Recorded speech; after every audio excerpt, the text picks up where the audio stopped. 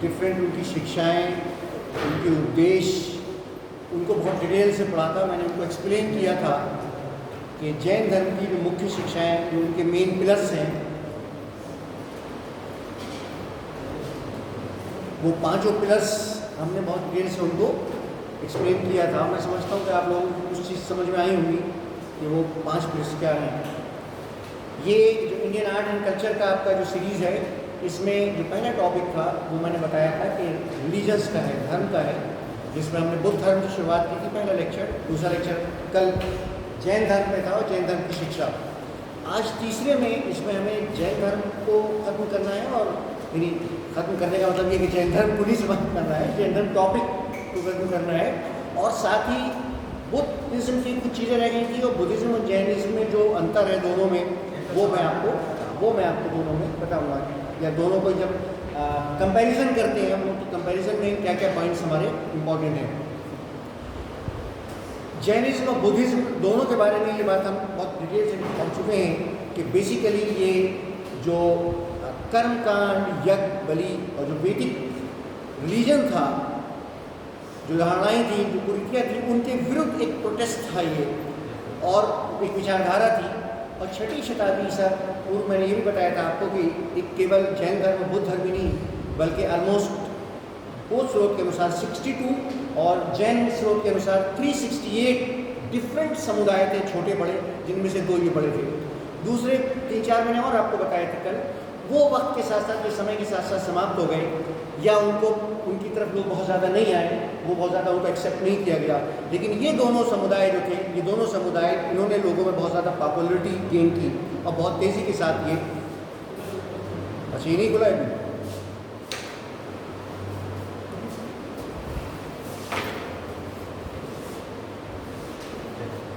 खुला है नहीं?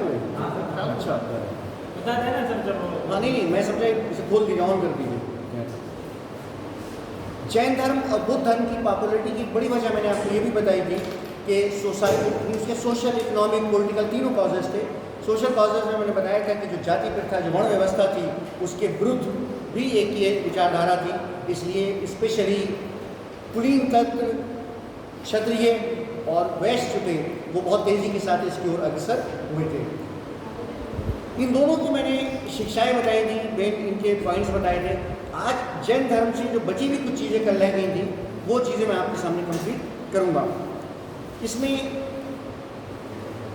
जब बुद्धिज़्म मैंने आपको पढ़ाया था, तो मैंने ये भी बताया था कि बुद्ध धर्म की भारत को क्या देन है, या विश्व में क्या कंट्रीब्यूशन है, यानी मानव समाज में उसने क्या दिया है, वो बहुत सारी चीज़ें बताई थी।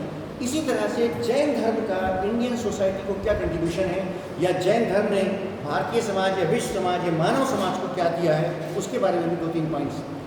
ये बात बिल्कुल फैक्ट है कि जिस प्रकार से जैन धर्म ने हमारी सोसाइटी में कंट्रीब्यूट किया है, बुद्ध धर्म ने कंट्रीब्यूट किया है, उसकी तुलना में जैन धर्म का इम्पैक्ट उतना ज़्यादा नहीं है, उतना ज़्यादा कंट्रीब्यूशन नहीं है। क्योंकि बुद्ध धर्म की जो शिक्षाएं थी, जो उपदेश थे, उन्होंने भारतीय सोसाइटी को ज़्यादा इन्फ्लुएंस किया, और उसने ज़्यादा परिवर्तन लाए, और एक लॉन्ग टर्म तक उनका कंट्रीब्यूशन चलता रहा। उसकी तुलना में जैन धर्म जो था, उसका जो इम्पैक्ट था वो सीमित था, जो परिवर्तन थे वो सीमित थे। ये अलग बात है कि जैन धर्म आज भी फ्लोरिश करता है, बुद्ध धर्म यहाँ से चला गया, लेकिन सोसाइटी के कंट्रीब्यूशन की जब हम बात करेंगे, तो जैन धर्म का बुद्ध धर्म की तुलना में कंट्रीब्यूशन कम है। किन किन फील्ड्स में उसका कंट्रीब्यूशन है, वो तो 3 चीज़ें हैं जिसको मैं आपको बताऊंगा। इसलिए कि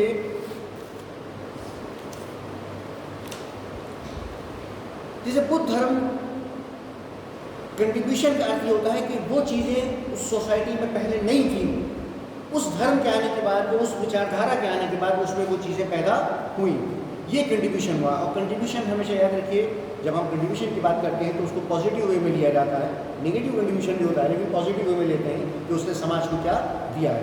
तो जैन धर्म ने समाज को सबसे पहली चीज़ उस समय के समाज के लिए दी थी, वो सरलता थी। क्या किया था? सरलता थी।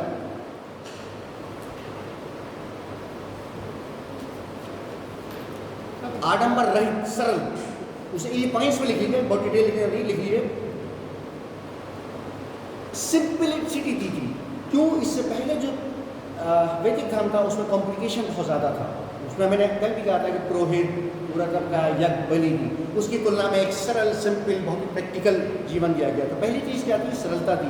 दूसरा कंट्रीब्यूशन था कि आडंबर रहित, बहुत ज़्यादा आडंबर नहीं थे उसमें, बहुत रीति रिवाज नहीं थे, बहुत सारे दिखावे की चीज़ें उसमें नहीं थी, बहुत ही व्यवहारिक सिंपल रूटीन लाइफ में चलने वाली चीज़ें थी। तो सरलता और आडंबर रहित धर्म प्रदान किया, ये जिसका कोई कंट्रीब्यूशन है। इसके साथ साथ जैन धर्म का तीसरा कंट्रीब्यूशन है कि इसने ऊंच नीच के अगेंस्ट बुद्ध धर्म की तुलना में भी ज़्यादा काम किया।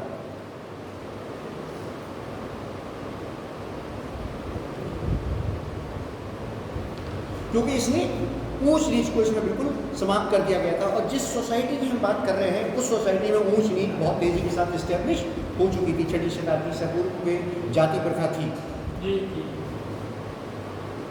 इसके अतिरिक्त जैन धर्म का जो कंट्रीब्यूशन है वो साहित्य, स्थापत्य कला और लिटरेचर में, जैसे इसने पाली भाषा और साहित्य के विकास में योगदान दिया। पाली भाषा के साहित्य और विकास में इसने योगदान दिया।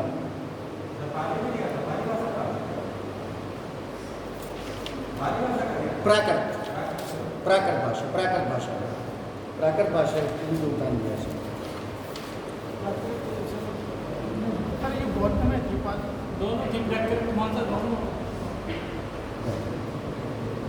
बौद्ध धर्म का कंट्रीब्यूशन ज़्यादा रहा। जैन धर्म का कंट्रीब्यूशन स्थापत्य कला, साहित्य और कला में बहुत ज़्यादा रहा। यानी जैन विद्वानों ने विभिन्न कलाओं में लोक भाषाओं को महत्व दिया। लोक भाषाओं का मतलब ये था कि ये प्राकृत, अपभ्रंश, शोरसेनी, ये जो भाषाएं थी, इनमें इन्होंने ज़्यादा काम किया, इसका ज़्यादा विकास हुआ। इसमें एक नाम भी आप लिख सकते हैं, हेमचंद्र एक विद्वान था जिसने काव्य और व्याकरण,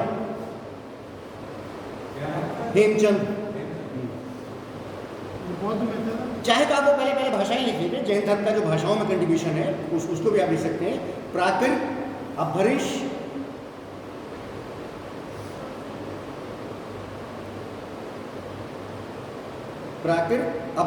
इसके साथ साथ कन्नड़, तमिल, तेलुगु, इन भाषाओं में भी जैन साहित्य की रचना की गई। इन भाषाओं में भी जैन साहित्य ने कंट्रीब्यूशन किया।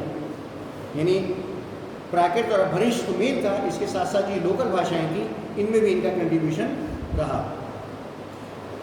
जो साहित्य इसमें लिखा गया वो जन साहित्य लिखा गया। देखिए, जन साहित्य और साहित्य में थोड़ा सा अंतर होता है। जन साहित्य पॉपुलर जिसको लिटरेचर आज की भाषा में कहा जाता है। यानी हो सकता है कि वो लिटरेचर आपको क्लासरूम में ना पढ़ाया जाता हो प्रेमचंद और कृष्णचंद की तरह, लेकिन जनता में बहुत ज़्यादा पढ़ा जाता है, बहुत ज़्यादा पॉपुलर होता है। देखिए, पॉपुलर अदब आज की टर्मिनोलॉजी है। तो जैन साहित्य जो था वो जनसाधारण साहित्य, इन भाषाओं में ज़्यादा उसकी रचना हुई, इसीलिए जनता तक ये भाषाएँ जो है वो ज़्यादा तेज़ी के साथ पहुँची। जो फील्ड्स थी, जिन फील्ड्स में जैन साहित्य इस काल में लिखा गया, उसमें जैसे मैंने बताया कि काव्य, इनको लिख लीजिए, काव्य, व्याकरण, ज्योतिष,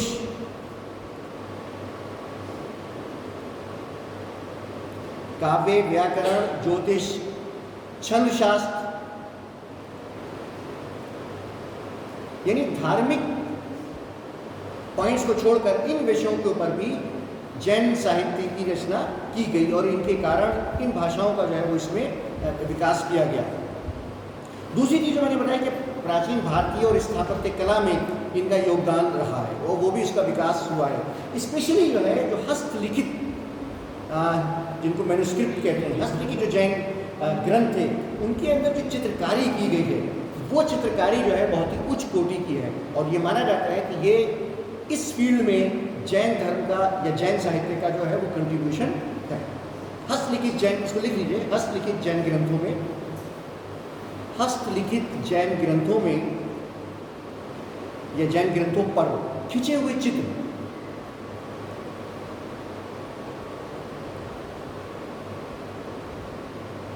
इसके अतिरिक्त उड़ीसा, गुजरात, राजस्थान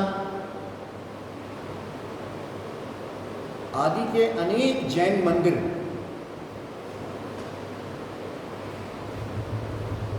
मूर्तियां,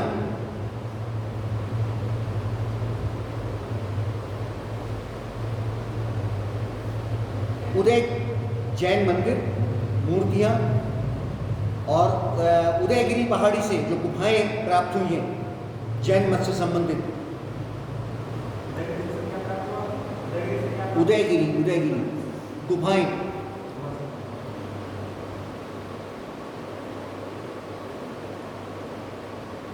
इसी तरह खजुराहो के मंदिर जहाँ पे तीर्थंकर थे उनसे संबंधित चित्र, उनसे संबंधित मूर्तियां हैं।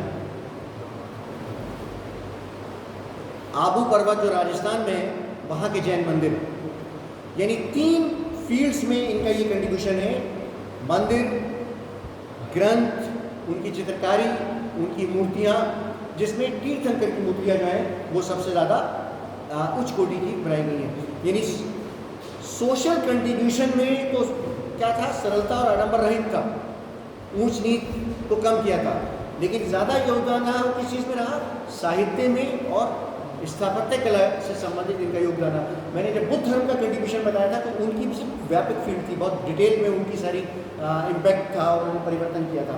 उनकी तुलना में इनकी ये जो कंट्रीब्यूशन है वो बहुत ही सीमित कंट्रीब्यूशन है इसका।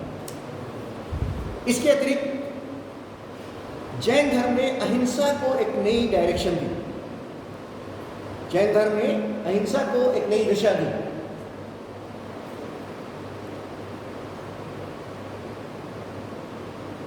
सदाचार का प्रचार किया,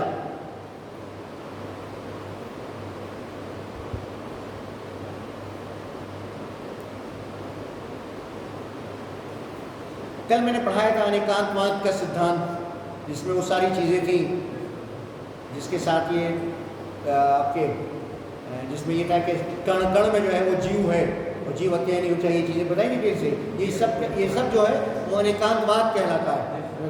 ये अनेकांतवाद जो था इसका कंट्रीब्यूशन ये है कि इसने समाज में डिफरेंट सेक्स को, विभिन्न समुदायों को एक प्लेटफॉर्म पर लाने का काम किया।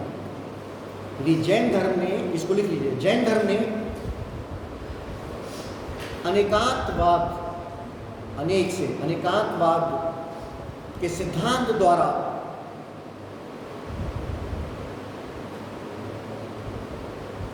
विभिन्न समुदायों के भेदभाव को कम किया।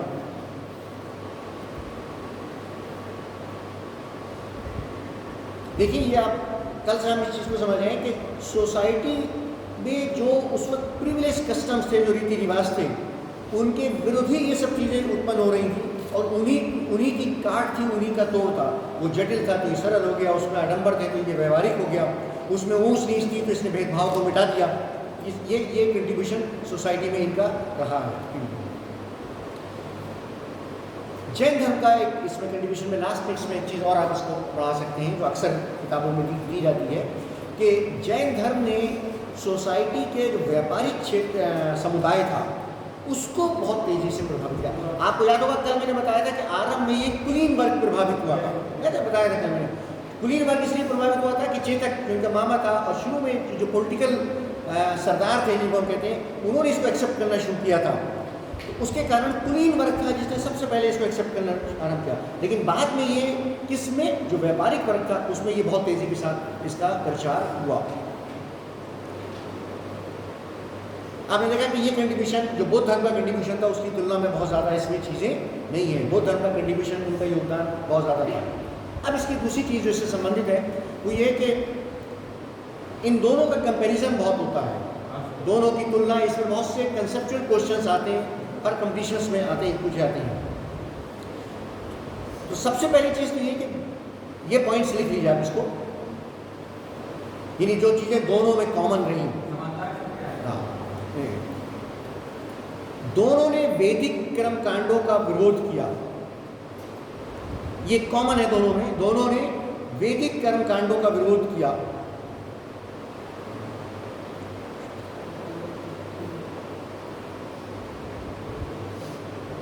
दोनों ने वेदों की अपौरुषेयता का विरोध किया। अपौरुषेयता यानी ये पुरुष द्वारा नहीं लिखे गए हैं, ये डिवाइन बुक्स हैं। वेदों के बारे में ये माना जाता है कि डिवाइन बुक्स हैं, ये मानव के द्वारा लिखी नहीं गई हैं। बुद्ध धर्म और जैन धर्म दोनों ने इसका खंडन किया। नहीं, दोनों ने इसका खंडन किया। लेकिन सर शुरू में तो जैन धर्म जो था वो मूर्ति पूजा करता था। मूर्ति पूजा बाद में आई है। जैन धर्म में आरंभ में मूर्ति पूजा नहीं थी। मूर्ति पूजा के विरुद्ध तो एक विचारधारा पैदा हुई है। शायद मैंने नहीं पढ़ा था सर, जैन धर्म या बौद्ध धर्म, बौद्ध नहीं जैन धर्म, जैनिज्म। देखिए दोनों में मूर्ति पूजा थी, लेकिन दोनों में मूर्ति पूजा बाद में डेवलप हुई है। और ये बौद्ध धर्म में तो बाद में जब ये हिनायाना वज्रायना और इस समय डिस्ट्रीब्यूट हुआ है, तब उसके बाद जैसे मूर्ति पूजा एक पूरा सेक्ट बनता चला गया। वो मैंने बताया था, मैं इसको दोबारा इसमें कुछ चीज़ें बता दूंगा आज आपको। लेकिन आरंभ में दोनों में से किसी में भी मूर्ति पूजा नहीं थी। तीर्थंकरों की मूर्तियों की पूजा बाद में आरंभ हुई। दोनों ने जो तो कॉमन चीजें चल रही हैं, दोनों ने नैतिकता, अहिंसा और सदाचार पर बल दिया। लेकिन अंतर है, अहिंसा, जैनियों की अहिंसा बिल्कुल एक्सट्रीम पर है। बौद्ध धर्म की अहिंसा जो है वो मॉडरेट, मध्यम मार्ग है। जैनियों की जो मैंने कल पढ़ाया था, कहा था कि वो मानव से भी अधिक पक्षी, पक्षु, कीड़े मकोड़े, वेजिटेबल, सीड्स, इनकी सुरक्षा पर उन्होंने ज़्यादा बल दिया। इसीलिए इसको अंतिम एक्सट्रीम पॉइंट माना जाता है। और बौद्ध धर्म की जो अहिंसा है वो व्यवहारिक अहिंसा है, मिडिल पाथ है वो। लेकिन दोनों ने अहिंसा पर बल दिया। दोनों का कर्मवाद और मोक्ष पर विश्वास था।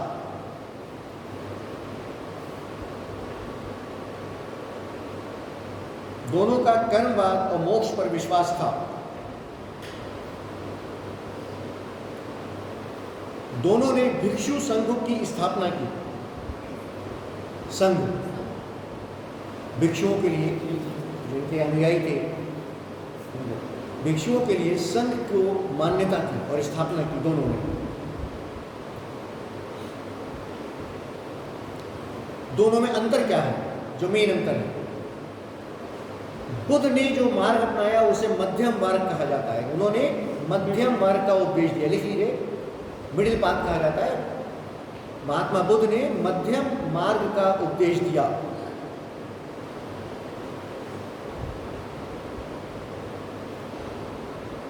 उन्होंने मोक्ष के लिए कठोर साधना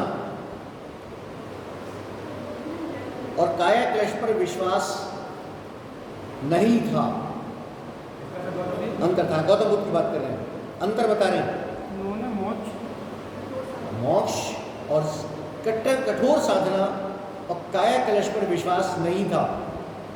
जबकि महावीर मोक्ष के लिए तपस्या और शरीर त्याग अवश्य समझते थे। यानी महात्मा बुद्ध ने मोक्ष के लिए बहुत कठोर तपस्या पर बल नहीं दिया। वो कठोर तपस्या है जिस पर महावीर जैन ने बल दिया, जिसमें कल मैंने बताया था कि शरीर को कष्ट देना, उपवास करना और धीरे धीरे द्रव्य और भोजन को त्यागना और कष्ट देकर अपने जीवन को समाप्त करना। ये जो घोर एक्सट्रीम थी, ये जैन, महावीर जैन की शिक्षा में थी, महात्मा बुद्ध की शिक्षा में नहीं थी।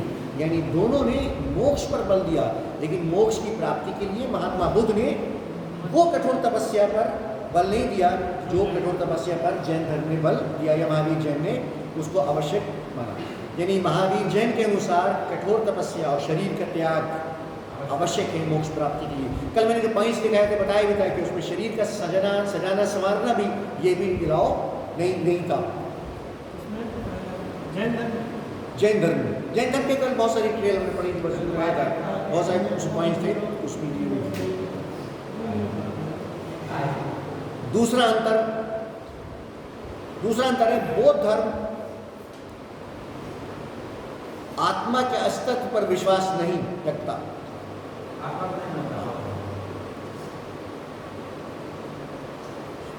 जबकि महावीर जैन आत्मा में विश्वास रखते थे। कण कण में जीव है। ये दूसरा मेन डिफरेंस था दोनों के अंदर।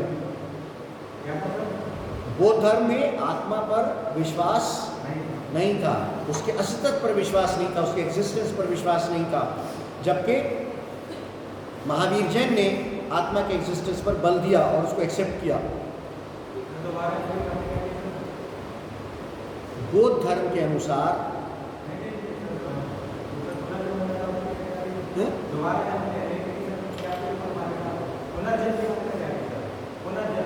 पुनर्जन्म अलग चीज है, वो तो महात्मा बुद्ध की डिफरेंट जताएं हैं। ये पुनर्जन्म की बात नहीं कर रहा है, ये आत्मा की बात कर रहा है।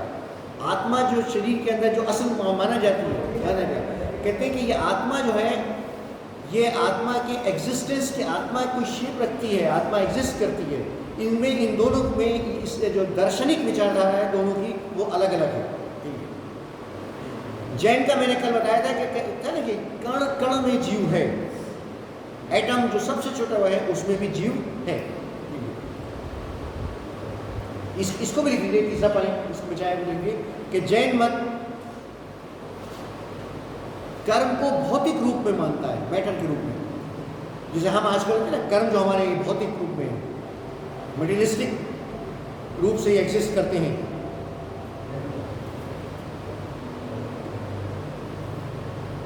यानी हम जो कर्म करते हैं जैन धर्म के अनुसार वो क्या है, वो भौतिक शेप रखते हैं, मैटर है। जबकि इसकी तुलना में महावीर जैन जो है वो इसे अलग रखते हैं। वो कहते हैं, सॉरी महावीर जैन ये कहते हैं, महात्मा बुद्ध क्या कहते हैं कि ये कर्म नहीं बल्कि ये इच्छा है। क्या है ये? इच्छा है। यानी जैन धर्म में क्या है, मैटर है, ये भौतिक है कर्म जो है। और वो क्या है, महात्मा बुद्ध क्या कहते हैं कि वो इच्छा है, ये भौतिक नहीं है, ये इच्छा है। कर्म क्या है, हमारी इच्छा है। बल्कि इसको आगे बढ़ के ये सेंटेंस आप लिख सकते हैं कि लिख लीजिए, महात्मा बुद्ध इच्छा द्वारा कर्मों को ही कर्म मानते हैं। महात्मा बुद्ध इच्छा द्वारा किए गए कार्यों को ही कर्म मानते हैं। यानी जो कार्य हम इच्छा से करते हैं वही कर्म होते हैं।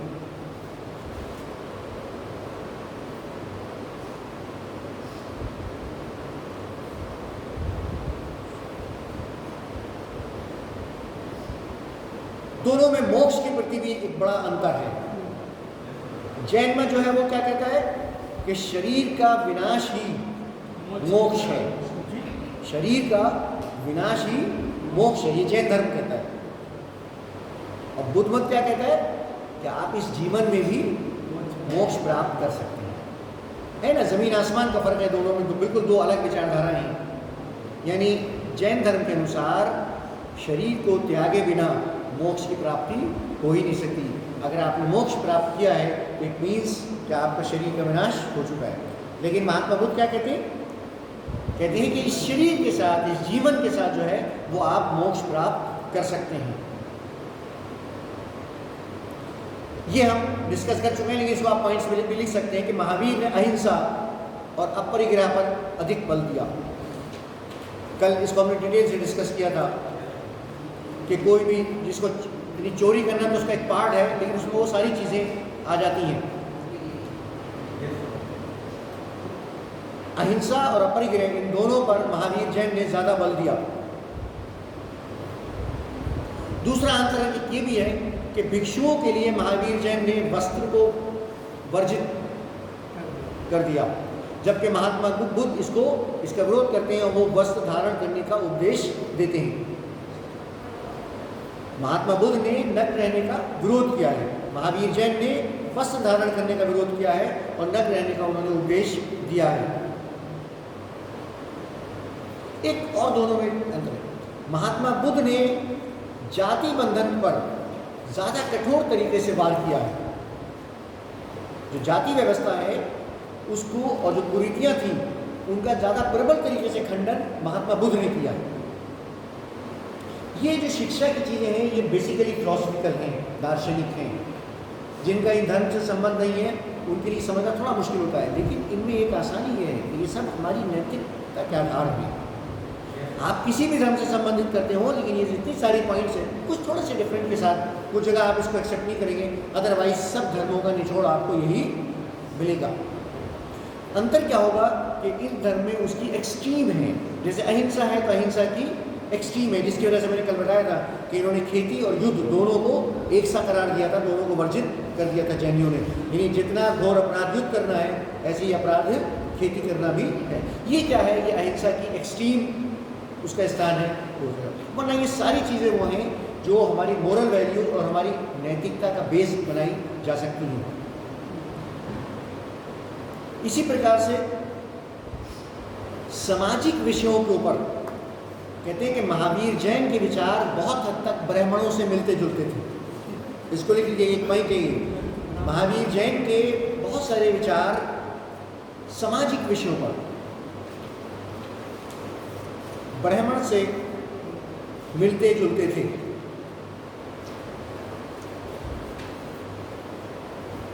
सोशल इश्यूज का मतलब क्या हुआ कि समाज में हमारे रिलेशंस, हमारे काम धाम, इन चीज़ों पर, इनमें ब्राह्मण से उनकी बहुत सारी चीज़ें, विचारधाराएं हैं वो मिलती थी।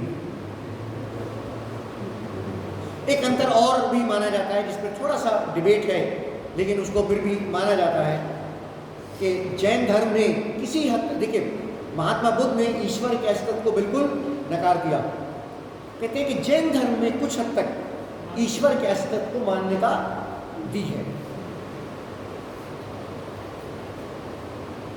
यानी कुछ हद तक जैन धर्म ने ईश्वर के अस्तित्व को मान्यता दी है। बुद्ध धर्म इसको पूरी तरह से अस्वीकार करता है।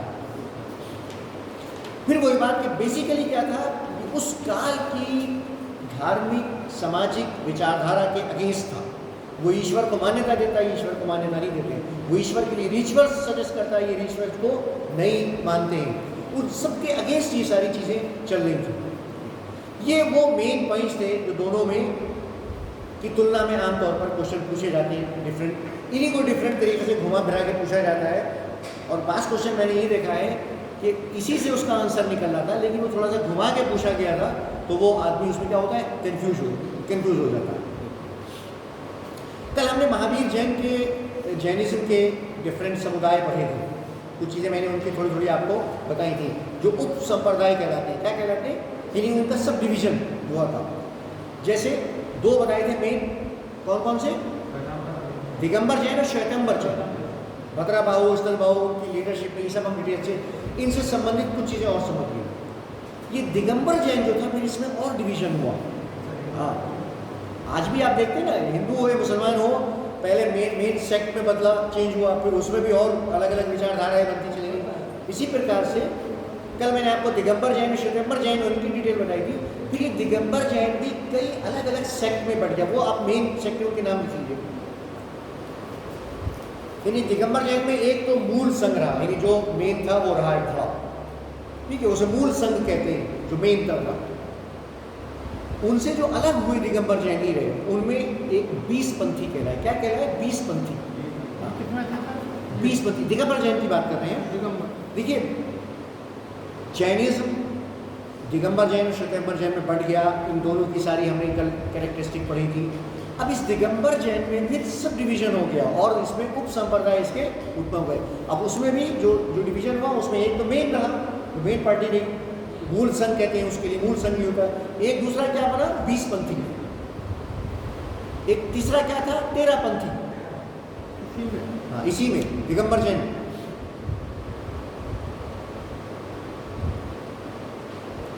चौथा एक और था, तारणपंथी। तारणपंथी।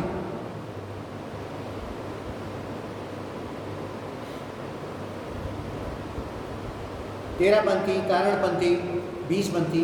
बेसिकली आधुनिक युग में दिगंबर जैनी अगर हैं तो वो अधिकतर ये वाले हैं, तारणपंथी, 20 पंथी, ये उनके जो आधुनिक सेक्ट हैं जो बाद में परिवर्तित हुए हैं।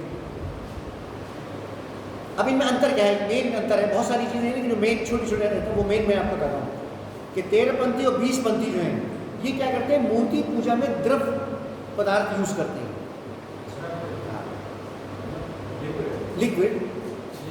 लिक्विड पदार्थ यूज करते हैं।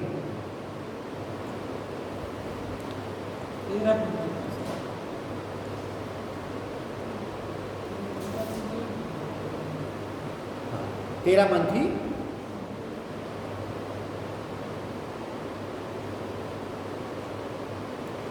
बीसपंथी इसमें क्या करते हैं, फल फूल और सूखी चीज यूज करते हैं, फल फूल और सूखी। 20पंथी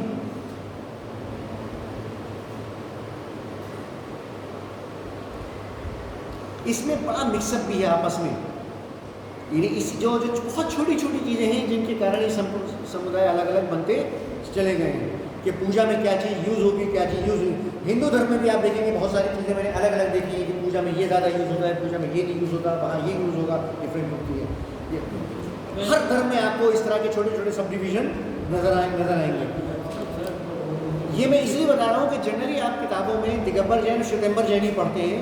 दिगंबर जैन में ये सब डिवीज़न आमतौर पे बुक्स में कम मिलता है, कम ज़्यादा नहीं मिलता है। अच्छा, एक और अंतर है कि जो 13 पंथी हैं वो केवल तीर्थंकरों की पूजा करते हैं। 13 पंथी केवल तीर्थंकरों की पूजा करते हैं।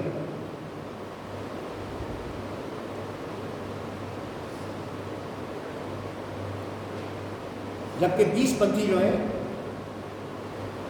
वो हम आपकी भाषा में कहें जो सेंट होते हैं, धार्मिक गुरु होते हैं, यक्ष नहीं होते, उनकी पूजा भी करते हैं। 13 पंथी इसीलिए शायद हो सकता है तीर्थंकर से वो 13 पंथी कहलाते हो। वो ज़्यादा सॉलिड है, वो ज़्यादा बेस है, वो केवल तीर्थंकरों की पूजा करते हैं, बाद के लोगों की पूजा नहीं करते हैं। जो उनके जिसको मैंने कहा सेंट, धार्मिक गुरु, यक्ष, उनकी पूजा करें, यानी वो तीर्थंकरों के अतिरिक्त दूसरे लोगों की पूजा भी करते हैं। ये दिगंबर जैन थे जिनका ये अंतर रहा है। इसी प्रकार से जो श्वेतांबर हैं, वो श्वेतांबरों के भी अलग अलग सेक्ट हैं, अलग अलग उनके सब डिवीजन हो गए श्वेतांबरों के भी।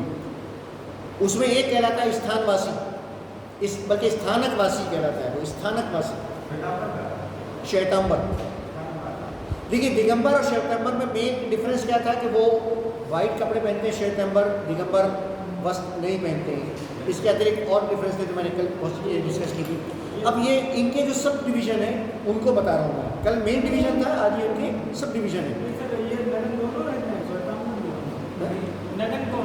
दिगंबर इसको ऐसे याद रखो कि श्वेतांबर सफ़ेद कपड़े पहनते हैं और दिगंबर आसमान नंगा है, वो आसमान नंगे रहते हैं। ये श्वेतांबर जो है, इनका जो डिवीजन है उसमें एक है स्थानकवासी। दूसरा इनमें है कहलाते हैं मूर्ति पूजक। इनको लिख लीजिएगा ब्रैकेट में, इनको डेरावासी भी कहते हैं।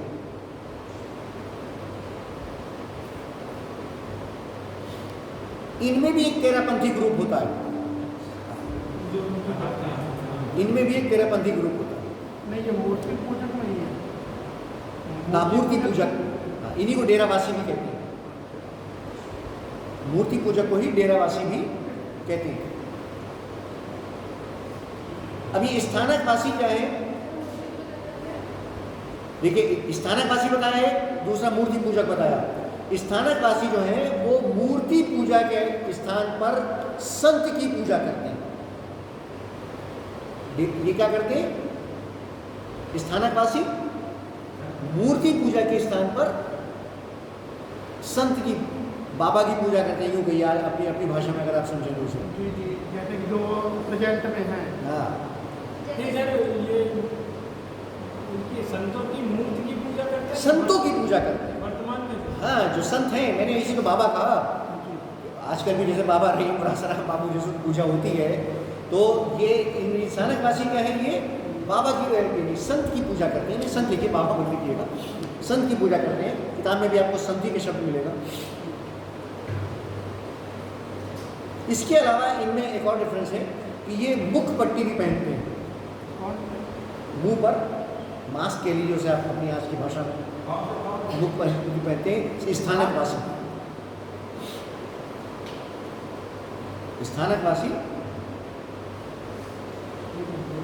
यानी स्थानकवासी संतों की पूजा करते हैं, मुख पर पट्टी लगाते हैं, और जो मूर्ति पूजक हैं वो तीर्थंकरों की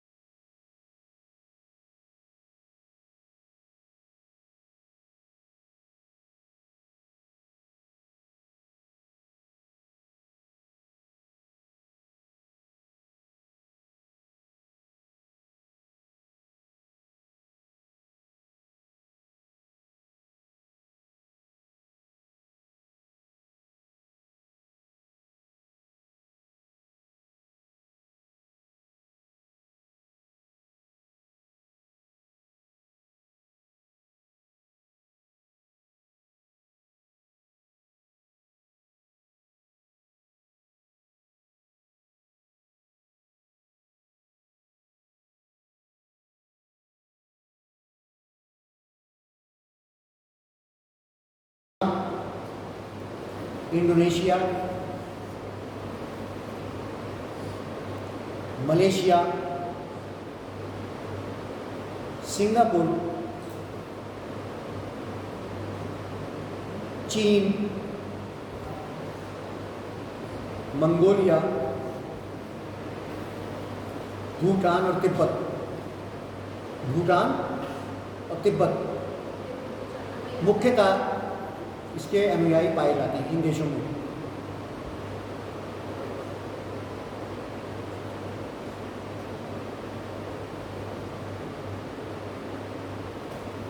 एक शब्द और एक्नर आती है, उसे भी आप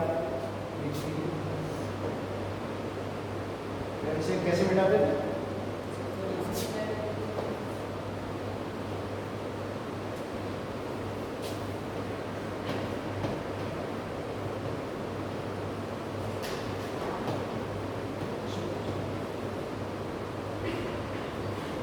अर्हत। ये अर्हत क्या है ये बताता हूँ। मेन ये तो 16 है, 16।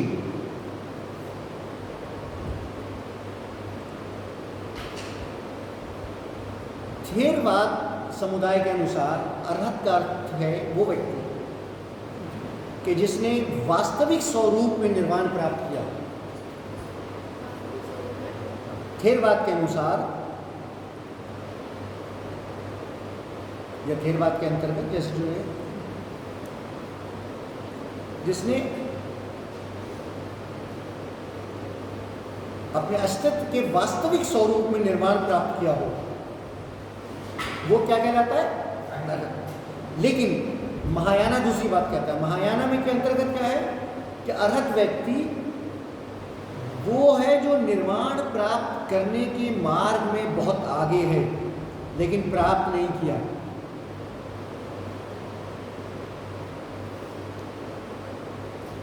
निर्वाण प्राप्त करने के बहुत आगे है, यानी लेकिन प्राप्त नहीं किया। जनरली 16 कहे जाते हैं, किताबों के नाम भी मिलते हैं। मैं 2 के नाम इंपॉर्टेंट है, मैं लिखवा रहा हूँ आपको। नागसेन,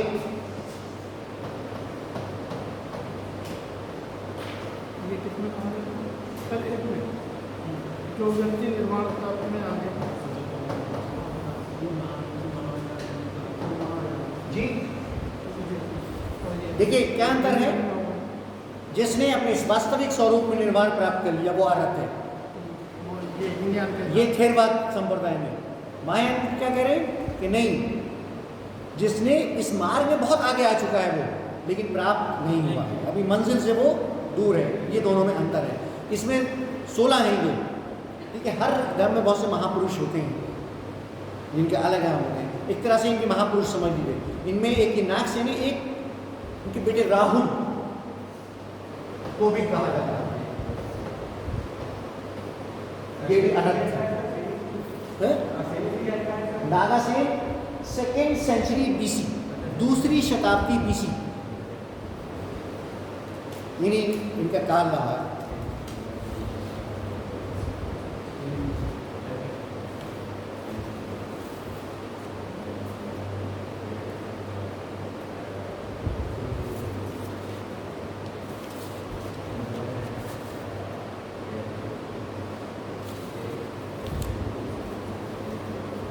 ये क्या है? 16 अर्हत कहलाते हैं उसके महापुरुष, जिन्होंने या तो निर्वाण प्राप्त कर लिया या निर्वाण प्राप्ति के होती। अब आप इसको अगर अपने तौर पे जब आप स्टडी करेंगे जाके, वहाँ आप बुक्स में इससे रिलेटेड अगर आपको कुछ चीज़ें और मिलती हैं उनको भी आप इसके साथ संकल्प कीजिए। ये सपोज कीजिए जैसे आप और ज़्यादा पढ़ाए जाते हैं तो 16 के 16 नाम भी आपको मिल जाएंगे। लेकिन मैंने जनरली पिछले पुराने बहुत से क्वेश्चन देखे, नाम वाम इनके नहीं पूछे, लेकिन नागसेन और राहुल जो है वो कई बार आता रहा है, रिपीट होती रही इस तरह की चीज़ें। मेन जो फोकस रहना चाहिए आपका वो इनकी शिक्षा का जो दर्शन है, जो उद्देश्य है, ठीक है, वो रहना चाहिए। जो जिसको हमने कल मेनली जिन चीज़ों को हमने कल पढ़ा था, जो मैंने आपको त्रिरत्न उनके सारे है ना सम्यक दर्शन, फिर उनके जो पार्ट बताए थे आपको सारे, वो सारी चीज़ें जो है उन पर ही मैंने देखा है कि अधिकतर क्वेश्चन होते हैं। इसे बंद कर दीजिए।